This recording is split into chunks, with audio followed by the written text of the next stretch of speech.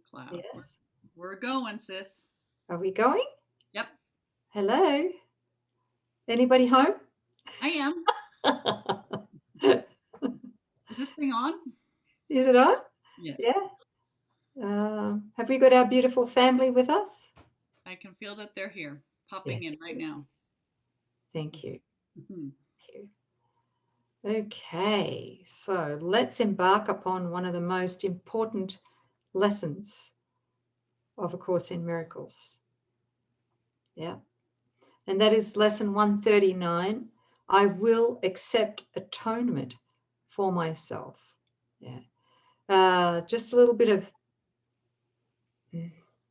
support material. Atonement. What is atonement?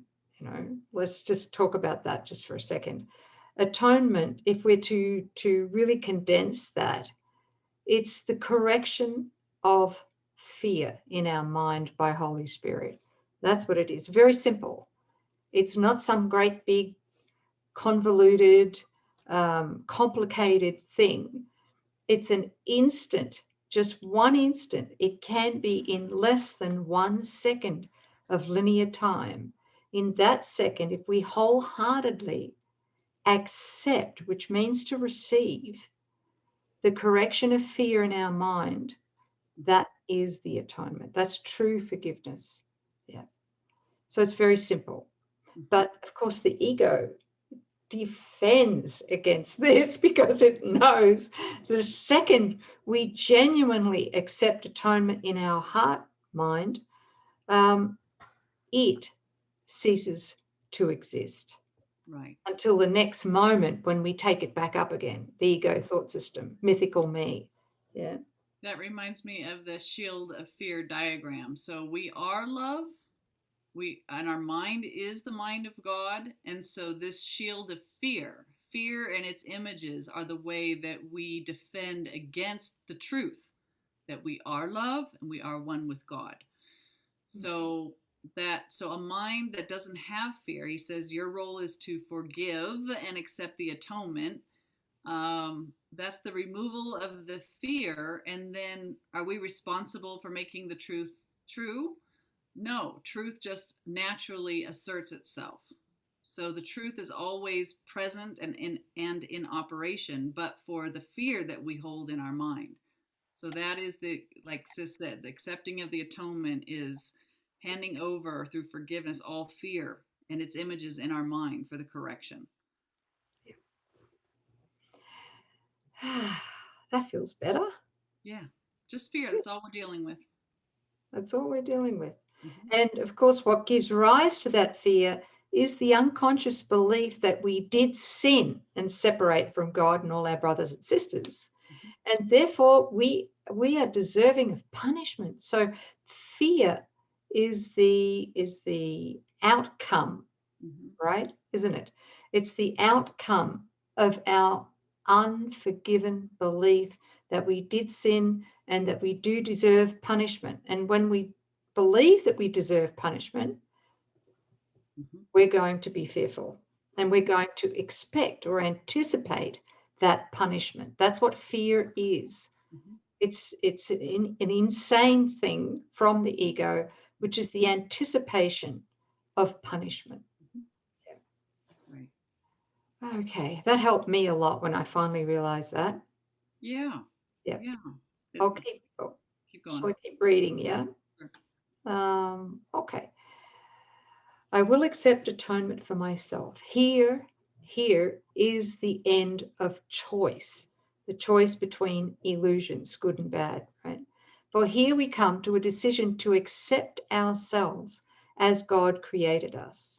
And what is choice except uncertainty of what we are? There is no doubt that is not rooted here. There is no question but reflects this one. There is no conflict that does not entail a single simple question: what am I? Wow. Just fantastic, isn't it? It You know, is. when you look at the gap diagram and all of the choices Mm-hmm. that we seem to be making between illusions that are all equally unreal, Mm-hmm. is because we don't know what we are. Right. We have no idea. We're mythical me while we're making those choices. We believe we are mythical me, right? Yeah. Okay. So the belief that we are mythical me, the name that you probably have in your Zoom room box, or that you believe that you are, that is the same thing as saying I am sin incarnate. I am guilty because I am the separated one. And we think that we waffle between a real choice between that and the truth of what you are as an idea in the mind of God.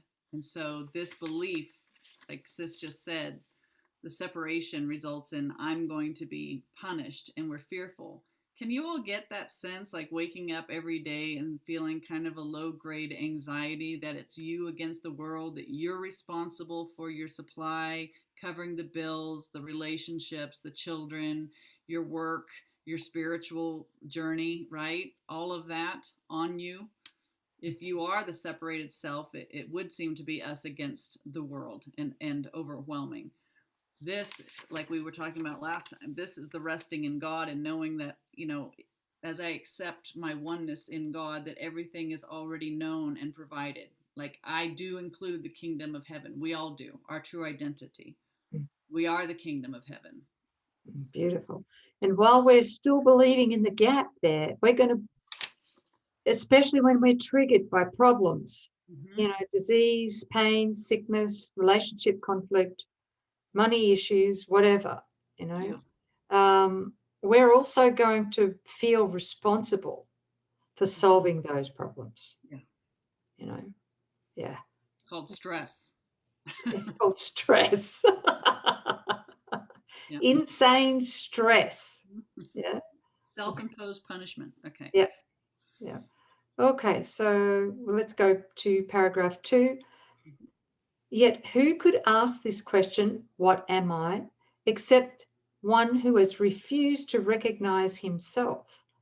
Only refusal to accept yourself could make the question seem to be sincere.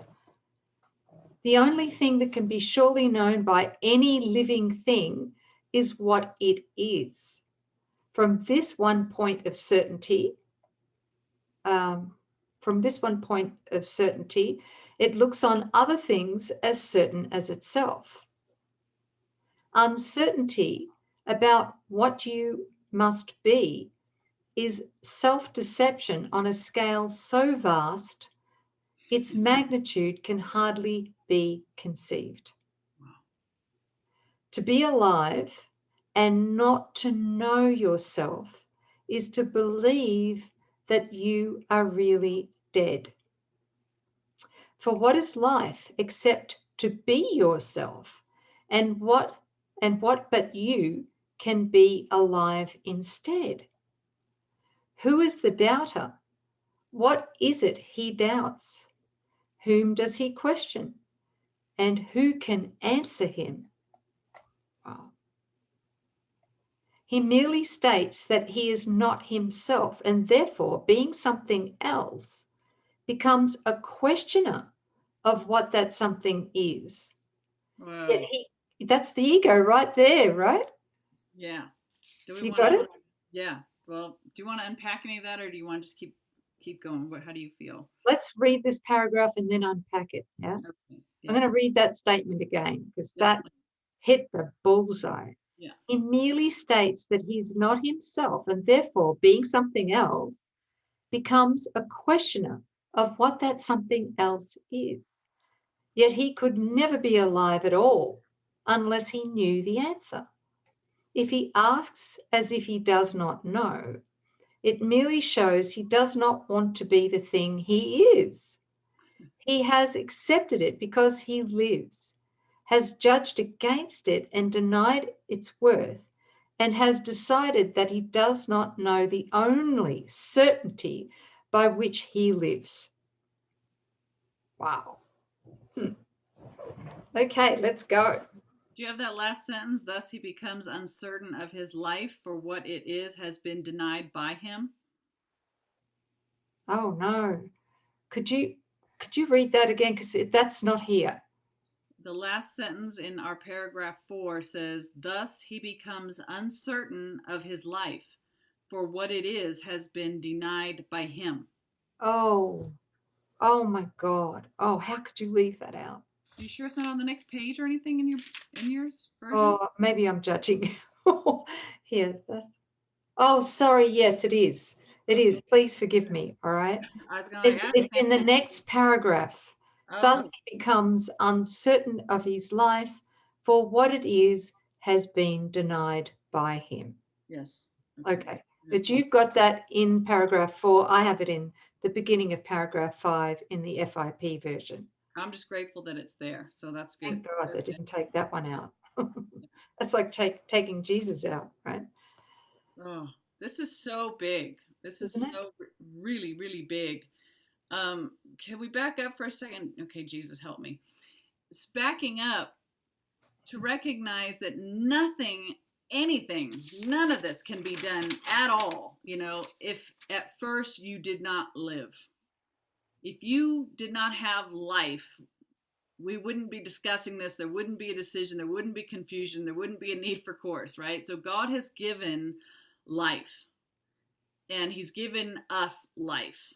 And the way that he gave it to us, and the way that he created us and declared our condition, our substance, and our nature is his decree. It's God's will, and that cannot possibly be undone. And while we are at home in God, resting under his laws, we are in our function, in our natural state, which is not separate.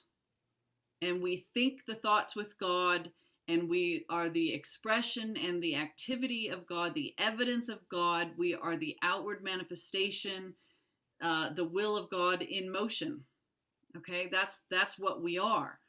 Now, this idea that we could jump out of God and become something else, and we over and over, here we go. We believe that we became this, and this is separate, right, from the one sun. There's billions of bodies with privatized minds and separate wills, all in conflict, all feeling very frightened and guilty because God's not on the scene, right?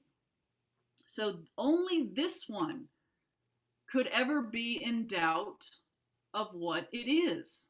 This one alone asks the question, what am I? Being uncertain of itself, because the mind is split. Part of the mind knows that we are as God created us to be, and part of the mind that's fallen asleep is at war with itself, declaring, no, you are mortal. You are, a body moving through space-time. You are this, right? And under these laws.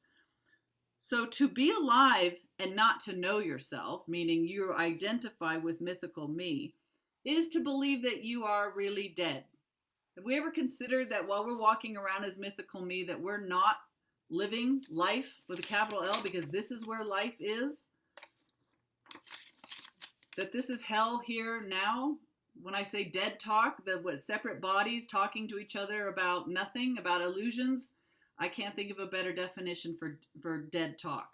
And then he's asking, for what is life except to be yourself? Yourself. This is where you live. This is life. This is what God decreed that you are. And that's shared with all our brothers and sisters. We're not separate private minds with separate bodies. So right? who is the doubter? Who's the one that has doubt about God and God's creation and what he is? That's mythical me, right? What is it that he's doubting? What's in the gap? What's he looking at? What's he worried about? What's he concerning himself with? What's he trying to fix? What's he trying to protect himself from? What's he trying to amass for its well-being and pleasure? What's doing that? Who is this person, right? What is it he doubts? And whom does he question? God's not here in the gap. Is he questioning another brother? Is he questioning the ego where all of this is taking place in? The ego doesn't know anything. The ego is complete darkness and complete insanity. And who can answer him? This one with these insane questions. Who's going to give the answer to the insane questioner? The one that doesn't exist. Wow. Oh, that's the best unpacking. Thank you. Yeah. Wow. So this one's merely states that he is not himself, and therefore being something else becomes a questioner of what that something is.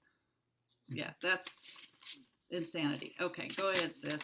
Well, thanks, sis, because something came in Mm. this last year or two, which was a wonderful insight when I joined with Jesus, which is that um, all doubt, Yeah. all doubt we have Mm-hmm. is self-doubt That's right. and comes from mythical me. There's no doubt in the holy self. Mm-hmm. There can be no doubt. There's only absolute certainty Yeah. of what we are.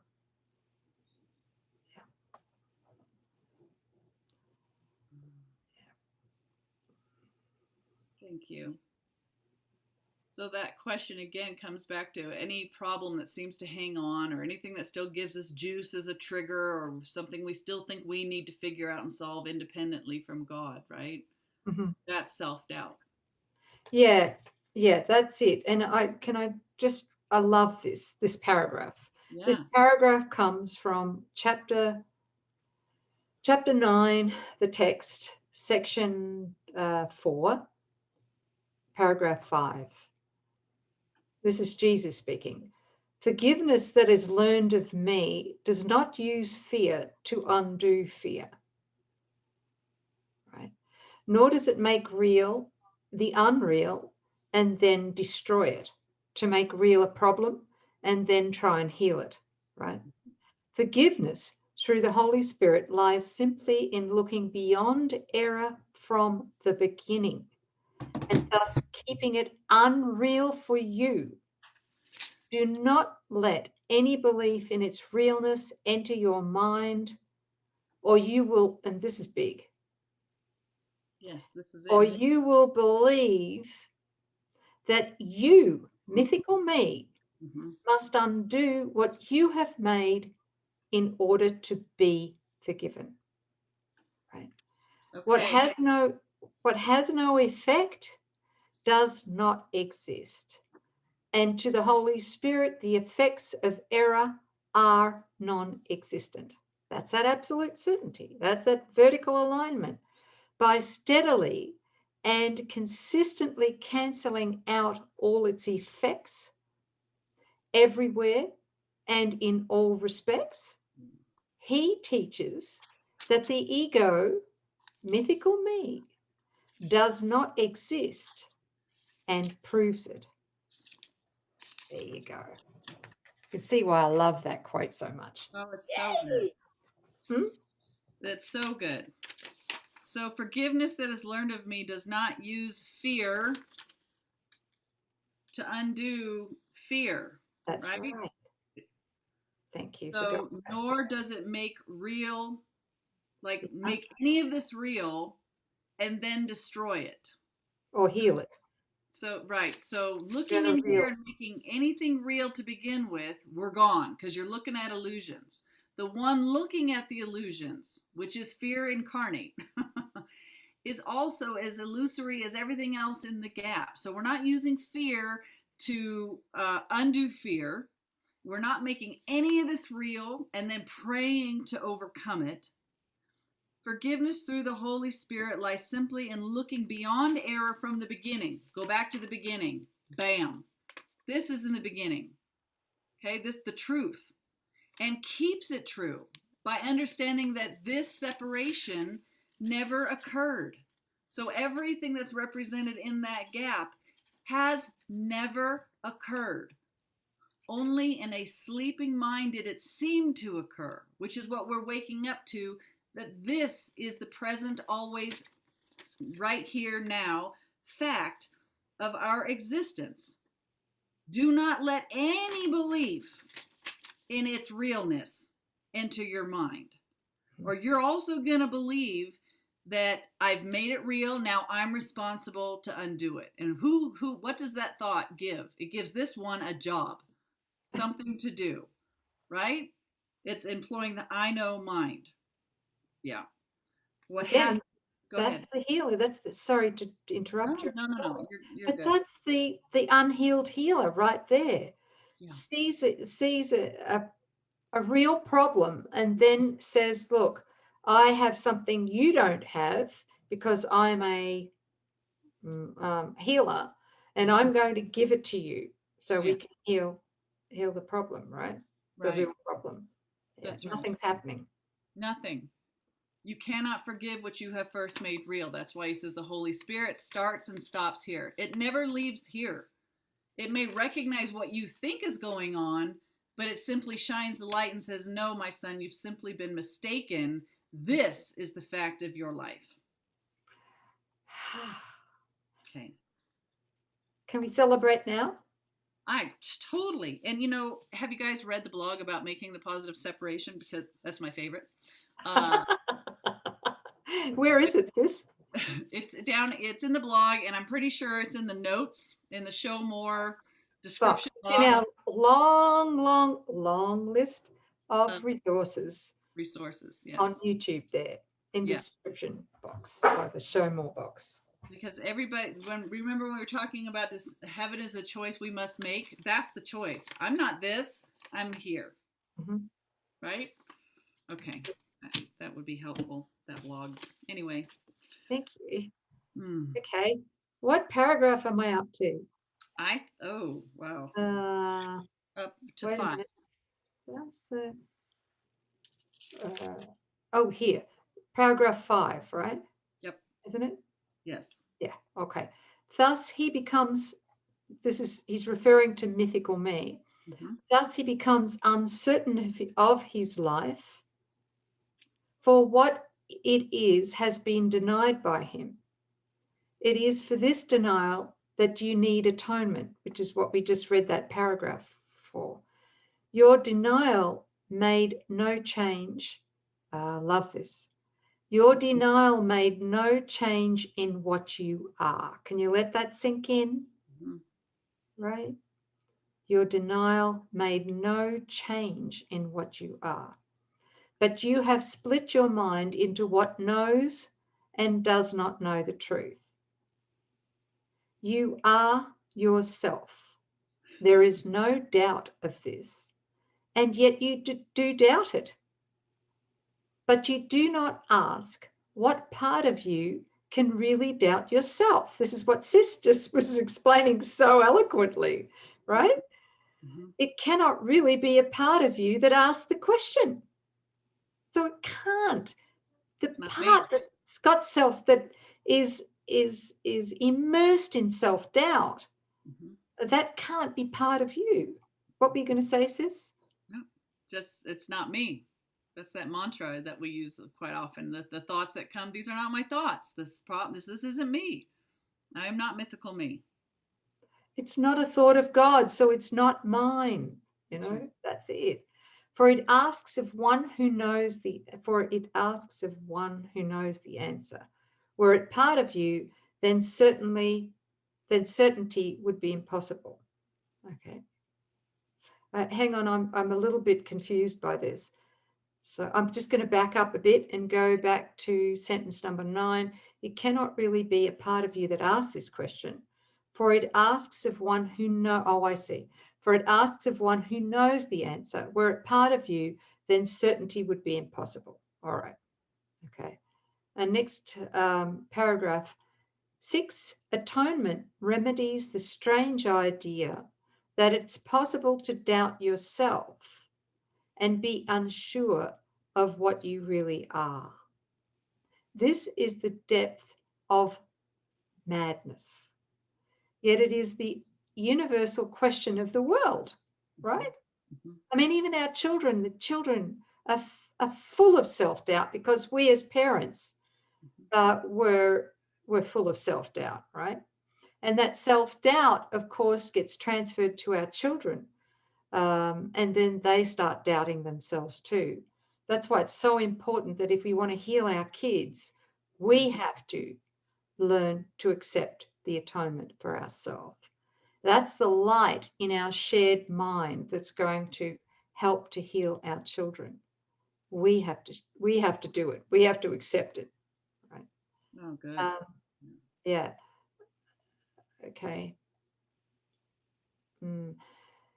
Depth of madness, yet it is the universal question of the world. What does this mean except the world is mad? Why share its madness in the sad belief that what is universal here is true? Mm. Nothing the world believes is true. Wow. I've read this. I don't know how many hundreds of times I've read this over those first 20 years or so of studying the course. Nothing the world believes is true. And yet, I'm just going to say this.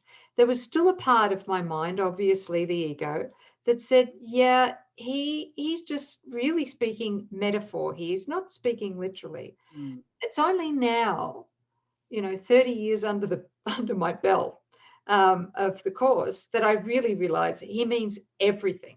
Yeah. It's literal. Nothing the world believes is true. In other words, nothing the ego believes is true. Mm-hmm. So all of this is part of our unlearning. It is a place whose purpose is to be a home where those who claim they do not know themselves can come to question what it is they are. Isn't that what when kids are born and they're born with amnesia of what they are and their sole purpose in this life, which is to awaken from the mythical me, the ego self, right? What? Mm. Yeah. Yeah. Anyway, it's okay. It's just amazing. It's just amazing. Everybody we meet, pretty much, unless they're serious or advanced students of A Course in Miracles, will be falling into this category, right? Um, Yeah, they come in as these blank slates, and then everything, last remnants of the light, is just rolled out of them through false education. Just False education. Thank you, sis, for that. Yeah. So, and then Jesus says here, and they will come again until the time atonement is accepted. And they learn it is impossible to doubt yourself and not to be aware of what you are. Well, that statement strongly suggests that the illusion of reincarnation in the illusion of time is is is happening. Yeah. yes. Mm-hmm. Okay. The next paragraph is 8. Only acceptance can be asked of you, for what you are is certain. So he's saying what we are is certain. That can't be changed just because we've chosen to forget what we are. Right. Yeah. It is set forever in the holy mind of God and in your own. It is so far beyond all doubt and question that to ask what it must be is all the proof you need to show that you believe the contradiction, that you know not what you cannot fail to know, which is what you are in truth. Is this a question or a statement which denies itself in statement? Let us not allow our holy minds to occupy themselves with senseless musings such as this. Paragraph 9, we have a mission here.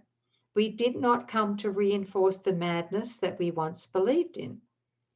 Let us not forget the goal that we accepted. It is more than just our happiness alone we came to gain. It is more than just our happiness alone we came to gain. What we accept as what we are proclaims what everyone must be along with us. And this is the importance of recognizing that as we accept atonement, ultimately the goal is to accept atonement with God and the recognition that, the separation has not in fact occurred, but we are also one with our brothers in the sonship, and the sonship and God is one. So accepting atonement is not a private thing. Um, there are no private prayers. There is no private acceptance of the atonement. Yes, it says that I must accept the atonement for myself, but what am I accepting the atonement with? I like to dissect the word atonement to at one-ment, and I'm accepting it for myself. I don't want to be separate. I'm not a mythical me. I am one in God, one with my brothers. So this it's coming back to, it's not, it cannot and never has been a privatized thing. We must transcend all self interests. Our prayers are universal. The atonement is a universal offering. It's giving the kingdom back to the Father the way that it is, and not trying to defend ourselves against it by piecemealing it out. That was a long-winded explanation, but I just want to make sure that we understand it's always inclusive. Always inclusive. There's never any exclusive atonement. That's right. Just for my own mind, right? Yes. Yeah. Thank you. That was valuable. I've lost my place again. Oh, no. Yeah. Fail not your brothers, or you fail yourself. Look lovingly on them, that they may know that they are part of you, and you of them. This does atonement teach, and demonstrates the oneness of God's Son is unassailed by his belief he knows not what he is. Mm-hmm. Today, accept atonement, not to change reality. Not to change reality. You get that? Yes. Okay. But merely to accept the truth about yourself and go your way rejoicing in the endless love of God. It is but this that we are asked to do. It is but this that we will do today. 5 minutes in the morning and at night we will devote to dedicate our minds to our assignment for today. We start with this review of what our mission is. I will accept atonement for myself, for I remain as God created me. We have not lost the knowledge that God gave to us when he created us like him. We can remember it for everyone, for in creation are all minds as one. And in our memory is the recall how dear our brothers are to us in truth, how much a part of us is every mind, how faithful they have really been to us, and how our Father's love contains them all.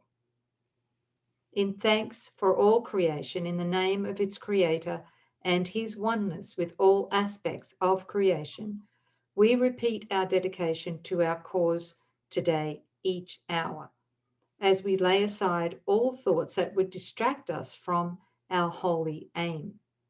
For several minutes, let your mind be cleared of all the foolish cobwebs which the world would weave around the Holy Son of God, and learn the fragile nature of the chains that seem to keep the knowledge of yourself apart from your awareness, as you say this: I will accept atonement for myself, for I remain as God created me. That's so beautiful, isn't it? Wow, it is. Mm. Yes.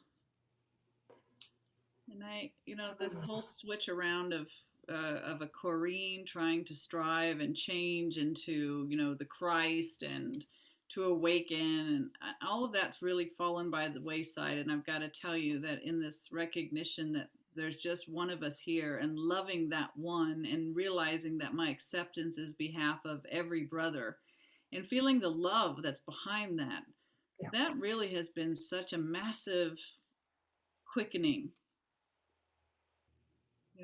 God is love and God is one. And so we're really aligning our thoughts and our mind with God when our desire becomes all inclusive.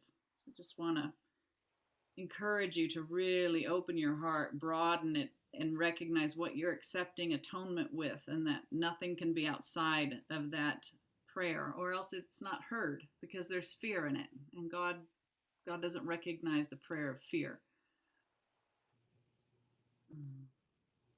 Beautiful. Yeah. So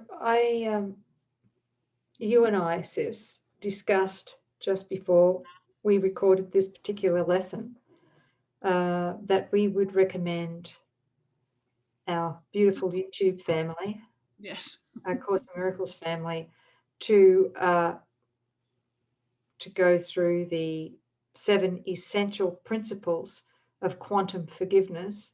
Yes. But I'm looking at the next lesson, Mm-hmm. which is lesson 140, Okay. and I'm feeling that that might be the better lesson to take them through the 7 essential principles Okay. of forgiveness or atonement.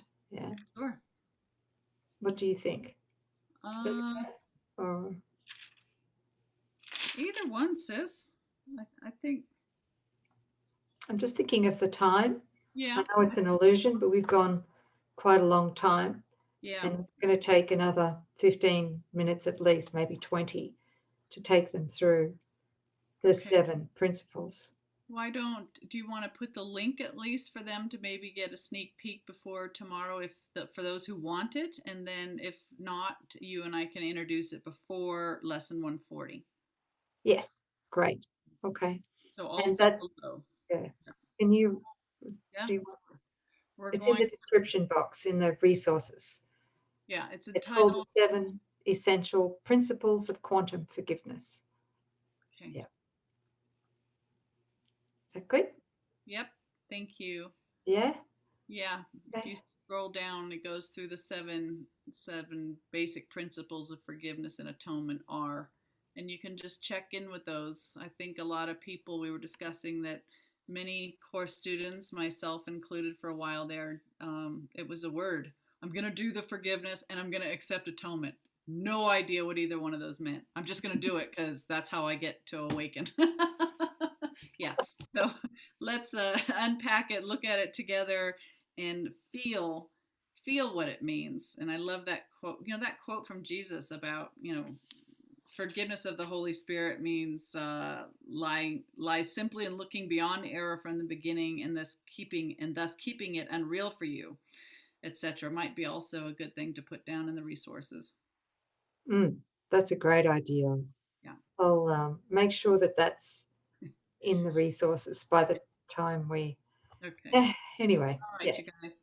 Okay. We love you. We don't want to burden and bury you, but we also want to make sure that I know that there are many deep divers out there that are just soaking up like a sponge. That's not a judgment. It's just, I know that some people want all of it and the kitchen sink, and some people go, just give me the lesson. And that's fine too. It's perfect. So wherever you are in the continuum, we want to make sure that we're providing something for everybody no matter where you find yourself. Okay. So it's not, you need to, you have to, it's here if you'd like to. All right. That takes the pressure off, sis. No pressure. Yeah. We'll see you guys next time for lesson 140. We're looking forward to it. Thanks, family. Okay. Bye. Bye bye.